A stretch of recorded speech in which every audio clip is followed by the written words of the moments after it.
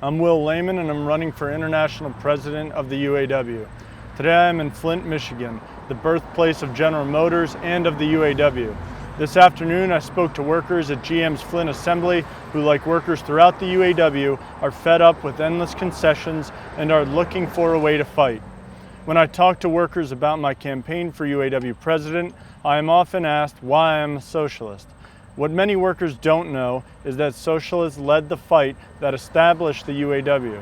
Here in Flint, militant workers inspired by the 1917 Russian Revolution seized GM's plants in the famous Flint Sit-Down Strike of 1936 and 1937, referenced in the memorial behind me. They occupied the factories of the world's largest corporation for 44 days, defying GM's goons, court injunctions, police, and the National Guard, who set up machine gun nests in the streets of Flint. The class battle forced GM on February 11, 1937, to recognize the recently founded UAW.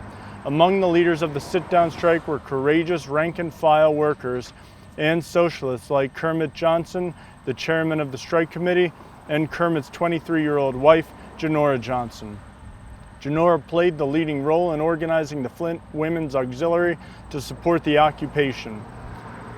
Both would soon join the Trotskyist movement, which was the continuation of the fight for genuine socialism in opposition to Stalinism.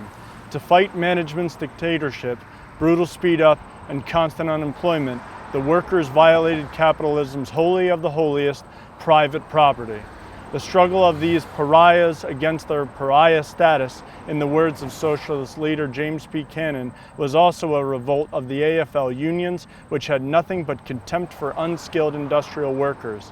The downfall of the UAW began with Reuther's purge of socialists and left-wing militants in the 1940s and 50s. This is the origin of the pro-capitalist apparatus that has collaborated in the destruction of hundreds of thousands of jobs and a return to levels of exploitation in the factories that mirrors the years before the UAW.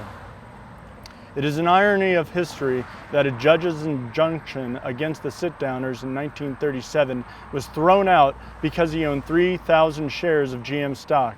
In 2009, the UAW was handed GM shares worth $8 billion, giving the bureaucracy a 17.5% ownership stake in the company, plus a seat on the board of directors.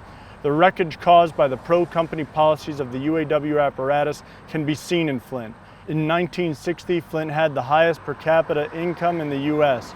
Today, after decades of plant closings, layoffs, wage cutting, and betrayed strikes, it is one of the poorest cities in the country.